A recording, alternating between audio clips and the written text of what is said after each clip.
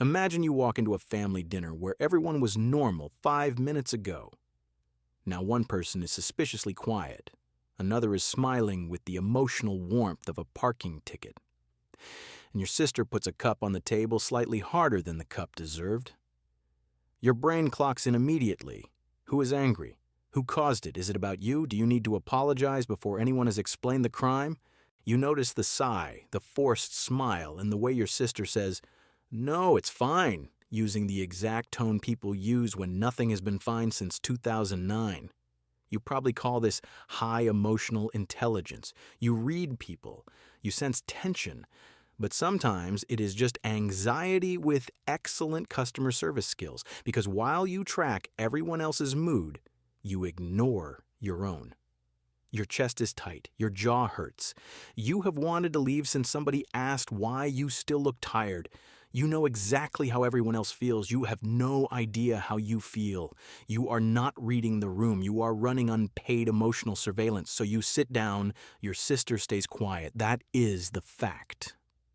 But your brain does not like facts. Facts lack production value. It writes a story. She is angry with you. One eyebrow moves. Case reopened. Now you become unusually helpful. You bring plates, refill water, and offer bread with the energy of a flight attendant during turbulence. Nobody asked. But fixing the atmosphere feels safer than sitting inside it. Then your sister puts down the cup again. The cup survives. Your nervous system does not. You ask, "Are you okay?" She says, "Yeah, just tired." A normal answer, completely unacceptable. Your anxiety already submitted a competing report, so you ask, "Are you sure?" She says, "Yes." You still do not believe her. Now you are no longer trying to understand her. You are trying to make your discomfort stop. Empathy says, "She seems quiet. I care." Emotional over-responsibility says, "She seems quiet. I caused it. I must repair it before dessert." So you apologize, not for anything specific, just a general emotional down payment. "Sorry if I was weird earlier." She looks confused. You take the confusion as evidence. Excellent. Now both of you are uncomfortable. Dinner continues, but you are no longer at dinner. You are inside your sister's facial expression, searching for hidden documents. You stop tasting the food, and here's the part your brain keeps skipping. You are uncomfortable too. You feel criticized and tired. You do not want to manage adults who have access to language. Your irritations is sitting beside you like an ignored child. But noticing it might force you to admit something inconvenient. Maybe you disagree. Maybe you feel hurt. Maybe you want to say no. But those feelings could create tension. And apparently the mood is now a protected national resource. So you smile and say, "Of course I can organize it." You cannot. You do not want to. But everyone looks calmer, and your brain records another successful rescue. This is how the habit trains itself. You detect tension. You abandon yourself. The room becomes easier. Your brain learns, "Good thing we handled that." It does not learn that nobody asked you to. By dessert, you have carried everyone's mood and responsibility for the emotional stability of a cup. Then someone asks you to pass the salt. You pass it too hard. What's wrong? Nothing. Of course, your emotions did not disappear. They were waiting in storage. And storage has fees. Ignored discomfort becomes anxiety. Ignored anger becomes resentment.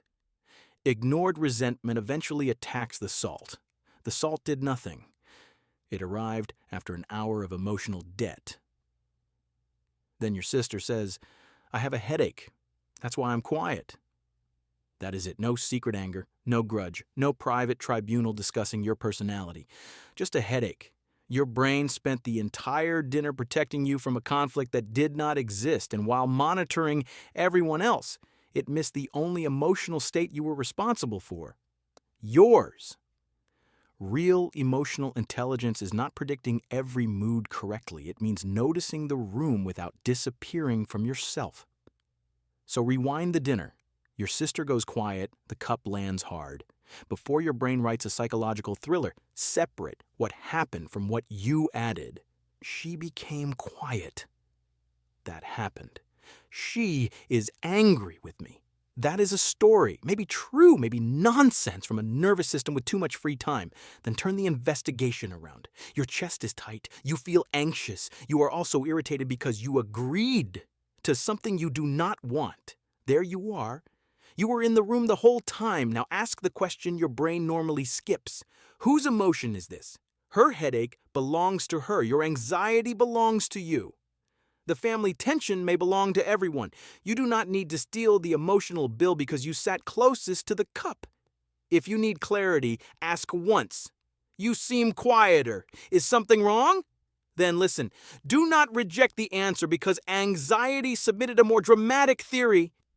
If she says she is tired, let tired mean tired. If she is angry with you, you can handle that too. You can listen, apologize, disagree, or let another adult remain disappointed without launching an emergency response team. You can notice the sigh, notice the cup, and care.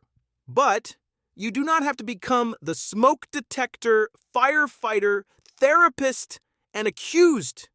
Sometimes the cup was just placed down too hard. Sometimes your sister has a headache.